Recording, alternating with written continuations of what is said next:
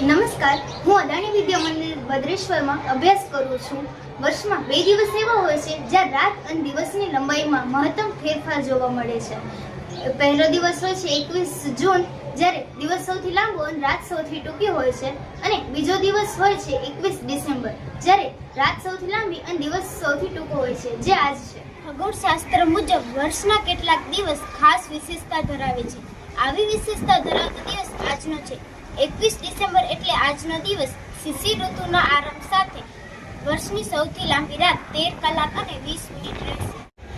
21મી ડિસેમ્બર લાંબી રાત શા માટે? આ ઘટના પાછળનું કારણ છે કે પૃથ્વી સૂર્યની તરફ 23.5 અંશે નમેલી હોય છે. તે જ કારણે પૃથ્વી પર વિવિધ ઋતુઓ અનુભવાય છે. 21મી ડિસેમ્બરે પૃથ્વીની ઉત્તરીય ગોળાર્ધ તરફ સૂર્ય દૂર હોય છે. આ જ કારણે ઉત્તરીય ગોળાર્ધ તરફ દિવસ ટૂંકો અને રાત લાંબી હોય છે. 22મીની વહેલી સવારે 5 અને 10 કલાકે સૂર્યનો પ્રવેશ મકર રાશિમાં થશે. આથી આ પદ્ધતિ પ્રમાણે 21મી ડિસેમ્બરથી મકર સંક્રાંતિ શરૂ થશે.